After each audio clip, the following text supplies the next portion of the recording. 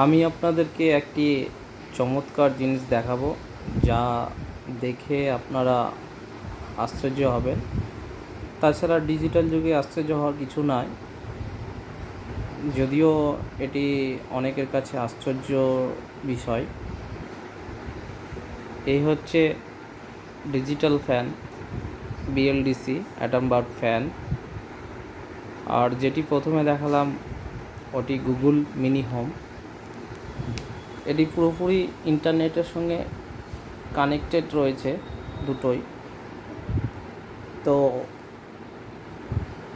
এই ফ্যানটিকে 2-3ভাবে কন্ট্রোল করা যায়, একটা সুইচের মাধ্যমে, রিমোটের মাধ্যমে এবং ভয়েসের মাধ্যমে।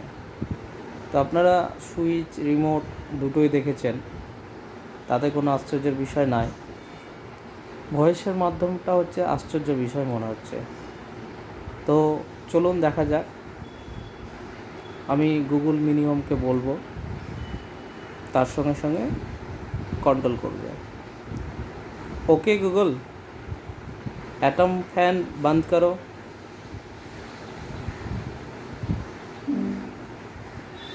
দেখুন, অ্যাটম ফ্যান বন্ধ করে দিল। এটি পুরোপুরি ভয়েস কন্ট্রোল। আপনি ঘুমন্ত অবস্থায় সুইচে হাত দিতে পারছেন না, কিংবা রিমোট কোথাও লুকিয়ে গেছে, তখন আপনি আওয়াজ করে বিষয়টিকে কন্ট্রোল করতে পারবেন। তো দেখুন কীভাবে স্টার্ট করছি। Okay Google, atom fan on करो। जरूर, चेल्सी पर्किंस का अटेंशन जियो सावन पर चला रही हूँ। Okay Google, atom fan on करो। দেখুন বলার সঙ্গে সঙ্গে অন করে দিল। যদি আপনার মনে হয় যে অতিরিক্ত বাতাস লাগছে, ঠান্ডা লাগছে, সেক্ষেত্রেও আপনি কন্ট্রোল করতে পারবেন, মানে বাড়ানো কমানো ব্যাপারটাও মুখ দিয়ে করা যাবে। তো চলুন সেটিও দেখে নেওয়া যাক। মানে এই স্পিডটি হচ্ছে সব থেকে বেশি। আর এই ফ্যানটির গুরুত্ব একটাই ভালো, এই ফ্যানটির ওয়াট হচ্ছে 35। বিএলডিসি ফ্যান, সারাদিন ফ্যান চললেও ইউনিটের পরিমাণটা কম উঠবে, অর্থাৎ ইলেকট্রিক খরচটা কম। তো চলুন দেখা যাক।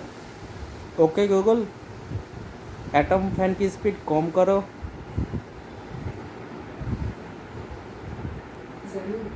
দেখুন ইন্ডিকেটর সিগন্যাল দিচ্ছেন এবং তাতে কম হয়ে গেল। ওকে গুগল, एटम फैन की स्पीड बढ़ाओ।